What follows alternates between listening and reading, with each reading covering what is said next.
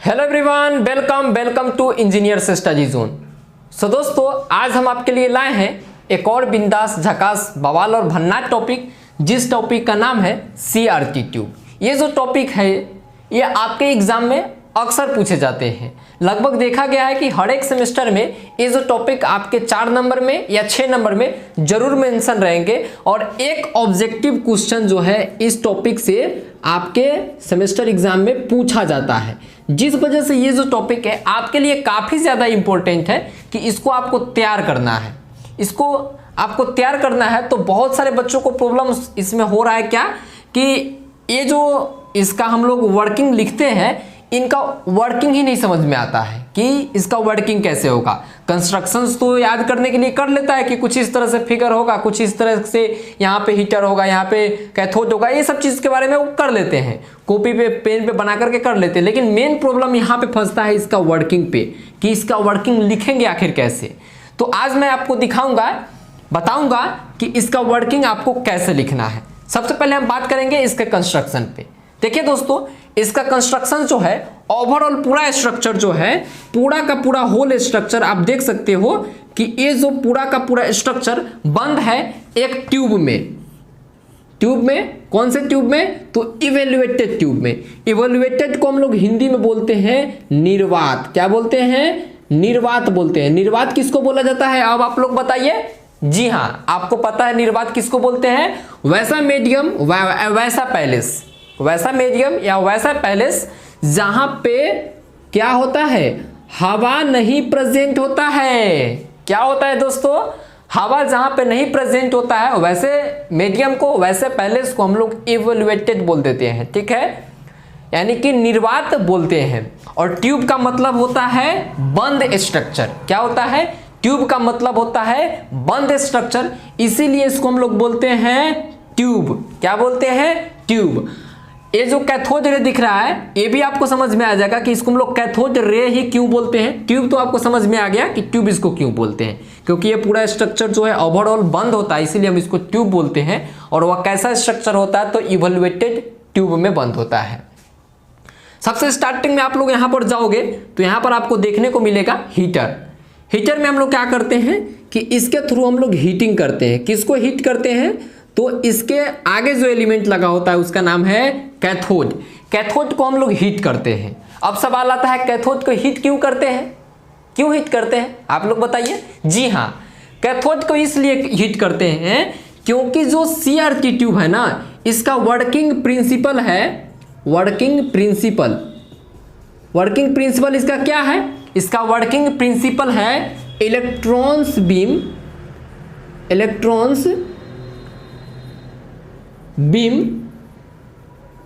generation and bombarding.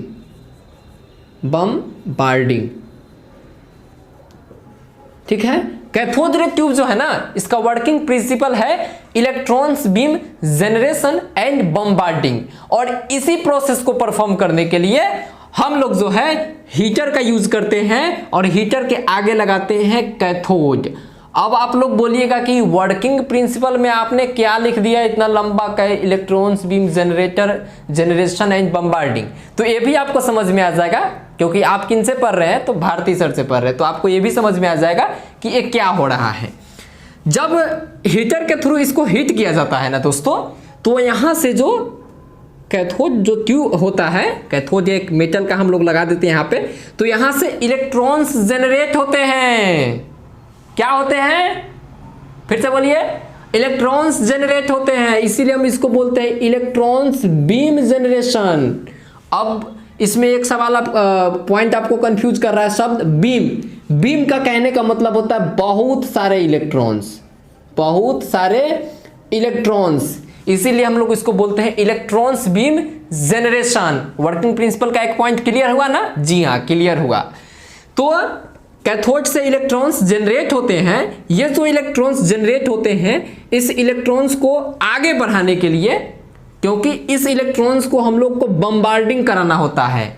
क्या कराना होता है? बम्बार्डिंग मतलब जानते हैं ना, बम का गोला गिराने जानते हैं कि ये हवाई जहाज है, ठीक है, ये वो हवाई जहाज है, इस हवाई जहाज से हम लोग क्या गिराते हैं, बम के गोला जब किसी जगह पे गिराते हैं तो इसे हम लोग बोलते हैं बमबार्डिंग।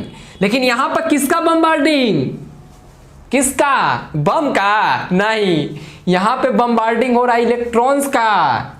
कहां पे होगा बमबार्डिंग, तो फास्फोरस स्क्रीन पे होगा। मैं आगे बताऊंगा कैसे बमबार्डिंग होगा। सबसे पहले इलेक्ट्रॉन्स यहां से जनरेट हुआ, ये इलेक्ट्रॉन्स जो है आगे की ओर बढ़ता है, लेकिन इलेक्ट्रॉन्स की जो मात्रा है, बीम की जो मात्रा है, जो बहुत सारे इलेक्ट्रॉन्स है, उसको कंट्रोल करने के लिए हम लोग कंट्रोल ग्रिड लगाते हैं। क्या लगाते हैं, कंट्रोल ग्रिड लगाते हैं। कंट्रोल ग्रिड क्या करता है कि इलेक्ट्रॉन्स के फ्लो को, इलेक्ट्रॉन्स यहां से जो जनरेट हो रहे हैं, कितना इलेक्ट्रॉन्स को आगे भेजना है और कितना इलेक्ट्रॉन्स को रोके रखना है, इसका काम करता है कौन कौन कौन कौन, कंट्रोल ग्रिड। कंट्रोल ग्रिड इसको क्या करता है, कंट्रोल करता है कि जितना इलेक्ट्रॉन्स की जरूरत होगा उतना इलेक्ट्रॉन्स जाने देंगे और जितना नहीं जरूरत होगा उसको उतना घेर के रखेंगे। तो कंट्रोल हुआ इलेक्ट्रॉन्स आगे की ओर बढ़ता है। आगे एक सिस्टम लगा होता है, एक एनोड प्लेट लगा होता है जिसे हम बोलते हैं एक्सेलरेटिंग एनोड। एक्सेलरेशन जानते हैं ना, जी हाँ, आपको मालूम होना चाहिए। एक्सेलरेशन का मतलब होता है dv/dt।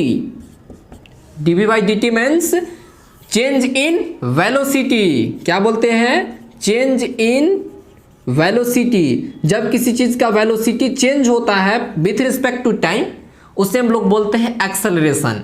तो यहां पे हम लोग क्या करते हैं कि इलेक्ट्रॉन्स के वेलोसिटी को इंक्रीज करते हैं। क्या करते हैं, इलेक्ट्रॉन्स के वैल्यू को, वैल्यू का नहीं, इलेक्ट्रॉन्स के वेलोसिटी को इंक्रीज करते हैं। किसके मदद से, तो एक्सेलरेटिंग एनोड के मदद से। इलेक्ट्रॉन्स जो यहां से आगे की ओर बढ़ रहा है, इस इलेक्ट्रॉन्स के फ्लो को, स्पीड को हम लोग एक्सेलरेट करते हैं एक्सेलरेटिंग एनोड से, क्योंकि यहां से इलेक्ट्रॉन्स जो भी जनरेट हो रहा है ना, बहुत धीरे धीरे जनरेट हो रहा है, लबे लबे लबे लबे धीरे धीरे खसकता है। तो इसको स्पीड देने के लिए ना, तेजी से बढ़ाने के लिए एक्सेलरेटिंग एनोड का यूज करते हैं। एक्सेलरेटिंग एनोड क्या करता है कि इसको एक्सेलरेशन प्रोवाइड करता है और इसके स्पीड को इंक्रीज करता है। उसके आगे फिर लगाए होते हैं हम लोग pre accelerating anode. Pre accelerating anode मतलब कि ये जो एक्सेलरेटिंग एनोड होता है इतना सफिशिएंट नहीं होता है कि इसके काम लाइक इसको एक्सेलरेशन प्रोवाइड कर सके। किसको एक्सेलरेशन प्रोवाइड कर सके, तो इलेक्ट्रॉन्स बीम को उसके काम लाइक एक्सेलरेशन प्रोवाइड कर सके। तो उसके लिए हम लोग करते हैं प्री एक्सेलरेटिंग एनोड, जो क्या करता है, एक्सेलरेट करता है दोबारा से। किसको, तो इलेक्ट्रॉन्स बीम को एक्सेलरेट करता है। जो इलेक्ट्रॉन्स बीम एक्सेलरेटिंग एनोड से एक्सेलरेट हुए रहते हैं, उसको फिर से एक्सेलरेट किया जाता है प्री एक्सेलरेटिंग एनोड की मदद से। समझ में आया, या बिल्कुल समझ में आएगा।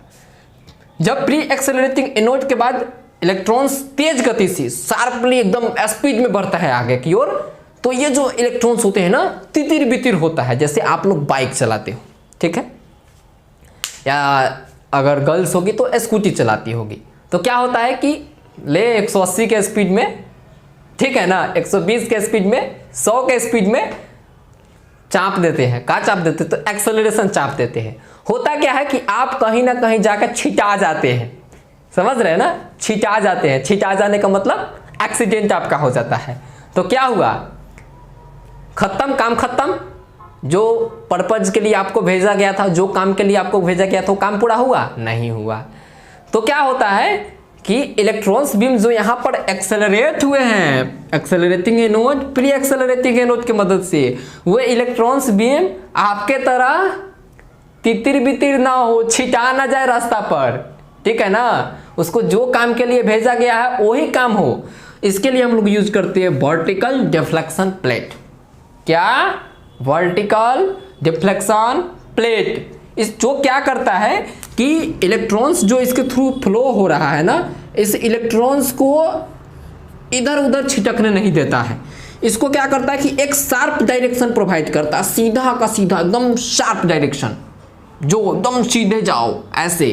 तो वर्टिकल डिफ्लेक्शन प्लेट जो है, इलेक्ट्रॉन्स जो वर्टिकली तितिर बितिर हो रहा है, वैसे इलेक्ट्रॉन्स को एक शार्पली डायरेक्शन प्रोवाइड कराता है। आगे होता है horizontal deflection plate. Horizontal deflection plate क्या करता है कि जो इलेक्ट्रॉन्स बीम हॉरिजॉन्टली वर्टिकली तो ये कर दिया, लेकिन हॉरिजेंटली भी तो भी तितिर बितिर हो रहा होगा। तो हॉरिजेंटली जो इलेक्ट्रॉन्स तितिर बितिर हो रहा है, इधर उधर छिटा मिटा रहा है, उसके लिए हम लोग हॉरिजेंटल डिफ्लेक्शन प्लेट का यूज करते हैं, जो इसको हॉरिजेंटली एक शार्पली डायरेक्शन प्रोवाइड करता है और इलेक्ट्रॉन्स जो है आगे की ओर बढ़ता है। अब आगे जो है इलेक्ट्रॉन्स फाइनल पोजीशन पे पहुंचता है, जो कि फाइनल पोजीशन है फॉस्फोरस स्क्रीन। स्क्रीन का मतलब क्या होता है? स्क्रीन का मतलब मोबाइल का स्क्रीन या कोई भी चीज़ का स्क्रीन। स्क्रीन का मतलब होता है जिसको हम लोग टच करते हैं, जिस पर हम किसी चीज़ को शो कराते हैं, उसे हम लोग स्क्रीन बोलते हैं। ये जो स्क्रीन होता है कैथोड रे ट्यूब में, यह फॉस्फोरस का बना होता है, इसीलिए हम लोग इसको बोलते हैं फॉस्फोरस स्क्रीन। ठीक है, फॉस्फोरस का यहाँ पे कोटिंग किया हुआ रहता है, इसीलिए हम इसको बोलते हैं फॉस्फोरस स्क्रीन। इलेक्ट्रॉन्स आगे की ओर बढ़ता है और इलेक्ट्रॉन्स जो है जा करके बम्बार्डिंग होता है। क्या होता है? बम्बार्डिंग होता है। कहाँ पे बम्बार्डिंग होता है दोस्तों? फॉस्फोरस स्क्रीन पर इसका बम्बार्डिंग होता है और इलेक्ट्रॉन्स जो है यहाँ पर क्या करता है कि एक लाइट जेनरेट होता है। यहाँ पर एक लाइट जेनरेट होता है और इसी लाइट को हम लोग बोलते हैं कि अब जो है लाइट डिस्प्ले हो रहा है, अब जो है फिगर बन रहा है, अब जो फोटो बन रहा है। समझ रहे हैं ना? जी हाँ, बिल्कुल समझ रहे होंगे। तो इसीलिए हम बोलते हैं वर्किंग प्रिंसिपल में कि इलेक्ट्रॉन्स बीम का बम्बार्डिंग। यहाँ तो जनरेशन हुआ, यहाँ पर इलेक्ट्रॉन्स बीम का क्या हो रहा है? बम्बार्डिंग हो रहा है। इलेक्ट्रॉन्स बीम जो है, इलेक्ट्रॉन्स जो है बम की तरह, युद्ध में जैसे बम गिरता है ना, बम की तरह क्या हो रहा है दोस्तों? बम की तरह यहाँ पे बम्बार्डिंग कर रहा है और एक स्पॉट जनरेट कर रहा है। स्पॉट करने का मतलब एक फिगर, छोटा सा पॉइंट, लाइट वाला पॉइंट जनरेट कर रहा है। और ऐसे ही बहुत सारे जो बीम्स जाएंगे, बहुत सारे जो इलेक्ट्रॉन्स जाएंगे। तो यहाँ पर देखिएगा तो एगो बउआ कहने का मतलब बचवा के फोटो बन जाएगा। जिसका फोटो आप बनाना चाह रहे हो वैसा फोटो आप यहाँ पे बना लेते हो। ठीक है ना? ये था कैथोड रे ट्यूब का क्या था? वर्किंग और कंस्ट्रक्शन। आप लोग को ये जो वीडियो सीरीज है कैसा लगा? कमेंट बॉक्स जो बनाया गया है ना, उस कमेंट बॉक्स में एक कमेंट दे दीजिए कि कैसा कमेंट लगा, कैसा वीडियो लगा। और लास्ट में वही बात, अपने दोस्त और होस्ट भारती सर को दीजिए इजाज़त। थैंक यू, धन्यवाद।